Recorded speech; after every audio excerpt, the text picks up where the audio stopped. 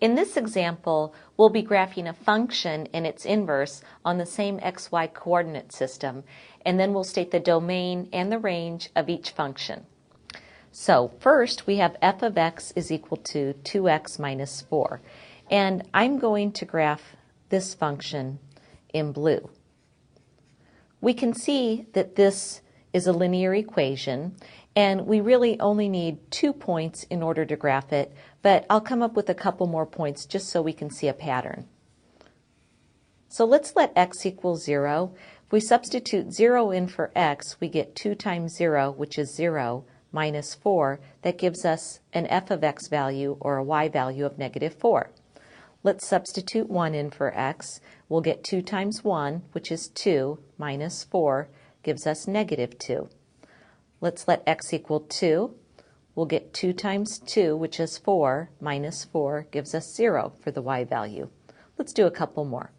Let x equal 3. F of x equals 2 times 3, which is 6, minus 4, or 2. And finally, let's let x equal 4. F of x equals 2 times 4, which is 8, minus 4, which gives us 4. Let's go ahead and plot these 5 points on our xy coordinate system. So we have 0, negative 4. Then we have 1, negative 2. We have 2, 0. We have 3, 2. And finally, we have 4, 4. And we can see, if we connect these points, that they form a straight line. And this is the graph of f of x. Now, let's graph the inverse function in red. We'll call it f inverse of x. Now, in order to graph f inverse of x, we need to remember something about a function and its inverse. Remember, the x values, or the input or the domain values for the original function, become the range for the inverse function. And the range, or the output values for the original function, become the domain for the inverse function. Let me show you in a chart. Let me go ahead and put the x and y coordinates for the inverse function right here. So we're simply going to switch the x and the y values. So instead of having the point 0, comma, negative 4, we'll have negative 4, comma, 0. Instead of 1, negative 2, we'll have negative 2, 1. Instead of 2, 0, we'll have 0, 2. Instead of 3, 2, we'll have the point 2, 3.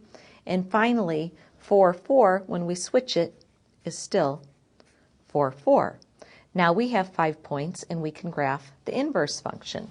So we have negative 4, 0, negative 2, 1, 0, 2, 2, 3, and 4, 4. And let's connect these red dots with a straight line. And the graph in red is our inverse function, f inverse of x. So we started with our original function in blue. We graphed that. We just switched the x and y coordinates to come up with the inverse function on the graph. Now we still need to talk about the domain and the range of each of the functions, but before I do that, I want to make one point here.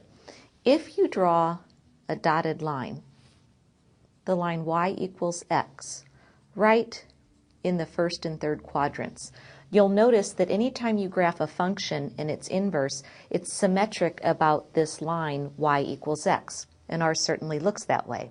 So let's go ahead now and talk about the domain of our original function, f of x.